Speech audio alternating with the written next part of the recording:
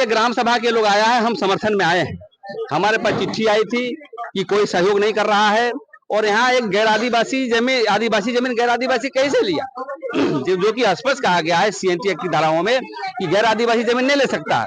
लेकिन यहाँ प्रदीप कुमार जैन जो है यहाँ पर आदिवासियों को बोलता है खरीद लेंगे, और जहां कुछ कर सकेगा हम गुंडे के बल पर हम जमीन को कब्जा करेंगे। तो आज हम लोग समाज के लोग आए थे कि पूरे गुंडे को भगाया गया है यहाँ पर, और इस सामने पूंजा सिघल का भी जमीन है, और इस सामने मुक्ति मोर्चा का पुराना ऑफिस है, ऑफिस के सामने वायलेशन हो रहा है सरकारी पार्टी का।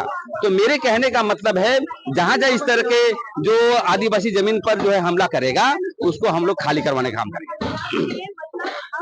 अरे भाई, झारखंड के सभी थाना बिके हुए हैं, DSP बिके हुए हैं। अब मैं क्या कहूँ, यदि ये रूल ऑफ सरकार चलती तो ऐसा पोजीशन नहीं आता। ये जमीन हम आदिवासियों का है, कैसे आप ले लिए भैया?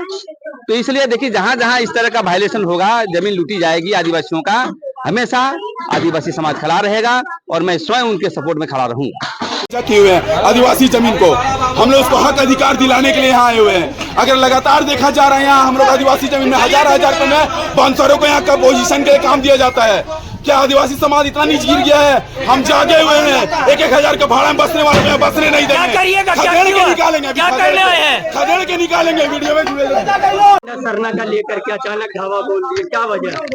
देखिए, ये आदिवासी जमीन है और इसे गैर आदिवासियों ने NGO के नाम पे, ट्रस्ट के नाम पे इसे हड़प कर रखा हुआ था, और बार बार जब उनको बोला जा रहा है खाली कीजिए खाली कीजिए, कोई लिखा पढ़ी का कोई यहाँ पर बात ही नहीं है। जब आदिवासी जमीन है तो गैर आदिवासी को कैसे ट्रांसफर होगा? और यहाँ गलत तरीके से रसीद कटाया जा रहा है।